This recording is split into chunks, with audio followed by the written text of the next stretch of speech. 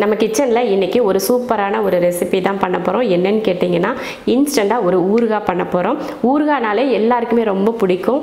இந்த சைடிஷை அடிச்சுக்கிறதுக்கு வேறு எந்த டேஸ்ட்டுமே கிடையாதுன்னே சொல்லலாம். அந்தளவுக்கு ஊறுகாய் எல்லாருக்குமே ரொம்ப பிடிக்கும், ரொம்ப ருசியாகவும் இருக்கும். எந்த சாப்பாடு எடுத்துக்கிட்டாலுமே ஊறுகாய் கொஞ்சம் இருந்துட்டாலே போதும், தானாக சாப்பாடு இறங்கிடும். அந்த மாதிரி ஒரு ரெசிபி ஊறுகாய் அதுதான் இன்றைக்கி நம்ம கிச்சனில் பண்ண போகிறோம். அதுவும் இன்ஸ்டண்ட்டாக பண்ண போகிறோம்.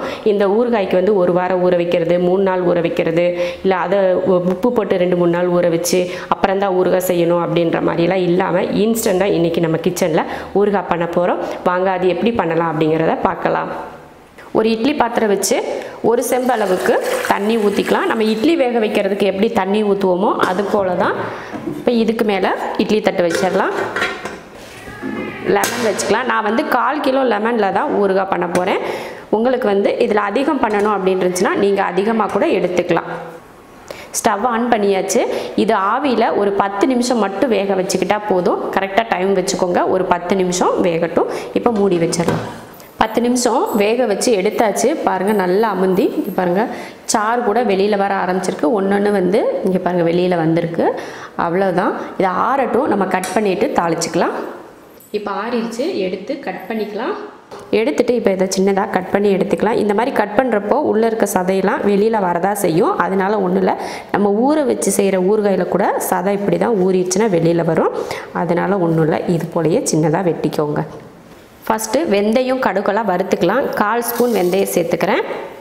1/2 ஸ்பூன் அளவுக்கு கடுகு, ரெண்டையும் வறுத்து பவுடர் பண்ணிக்கலாம். ரெண்டுமே வறுத்துருச்சுன்னா படப்படன்னு வெடிக்கும். பாருங்கள், கடுகு பொரிய ஆரம்பிக்குது. வெந்தயத்தோட கலரும் நல்லா மாறிடுச்சு பாருங்க. ரெண்டும் ஒரே மாதிரி வந்துருச்சு. அவ்வளோதான். இப்போ அடுப்பை ஆஃப் பண்ணிடலாம்.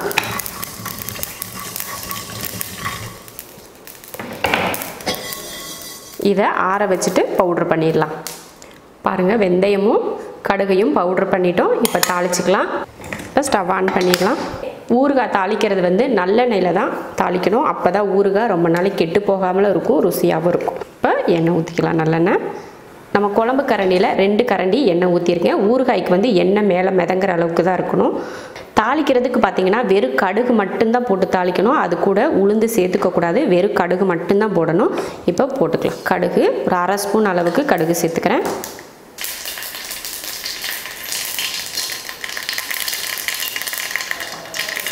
கடுகு நல்லா பொரிஞ்சதுமே அடுப்பை ஆஃப் பண்ணிடணும். அடுப்பை ஆஃப் பண்ணிவிட்டேன். ஆஃப் பண்ணிவிட்டு கருவேப்பிலை, அடுத்து பெருங்காயத்தூள் ஒரு 1/4 ஸ்பூன் அளவுக்கு பெருங்காயத்தூள் சேர்த்துக்கோங்க. அடுத்து நம்ம வறுத்து பவுட்ரு பண்ணோம் இல்லையா, கடுகு வெந்தயம், அதையும் சேர்த்துக்கலாம். எதுக்காக அடுப்பை ஆஃப் பண்ணேன்னா, நம்ம போடுறோம் இல்லையா அந்த பவுட்ரு பூரா அடுப்பில் தீயில இருந்துச்சுன்னா கருகி கலர்லாம் மாறிடும். அதுக்காக தான். இப்போ நம்ம மிளகாத்தூள் போட்டோம்னாலும் அந்த கலர் மாறிடும் இல்லையா, அதுக்காக தான் அடுப்பை ஆஃப் பண்ணிட்டேன். இப்போ மிளகாத்தூள் சேர்த்துக்கலாம். 1 2 ஒரு 2.5 ஸ்பூன் அளவுக்கு மிளகாத்தூள் சேர்த்துக்கோங்க. ஊறுகாய்க்கு காரம் வந்து நல்லா அதிகமாக இருந்தால் தான் நல்லாயிருக்கும். அடுப்பை ஆன் பண்ணாமலே எந்த அளவுக்கு நல்லா புகை வருது பாருங்கள். இப்போ இதில் நம்ம கட் பண்ணி வச்சிருக்க எலுமிச்சம்பழத்தை சேர்த்துடலாம். அவ்வளவுதான். இதுக்கப்புறம் நம்ம ஸ்டவ்வை ஆன் பண்ணலாம் வேணாம், இதுவே போதும்.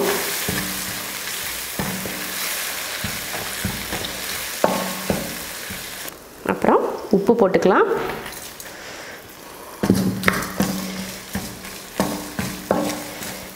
உப்பு வந்து கொஞ்சம் தூக்கலாகவே போட்டுக்கோங்க. கல்லுப்பு போட்டோம் இல்லையா, அதனால் அது ஊற ஊற அந்த உப்பு வந்து இறங்கிரும். அதனால் கரைஞ்சிருச்சா அப்படின்ற ஒரு டவுட்டெல்லாம் இருக்க தேவையில்லை. ஊறுகாயை நல்லா ஆற வச்சுட்டு ஒரு கண்ணாடி பாட்டிலில் போட்டு ஸ்டோர் பண்ணி வச்சுக்கோங்க.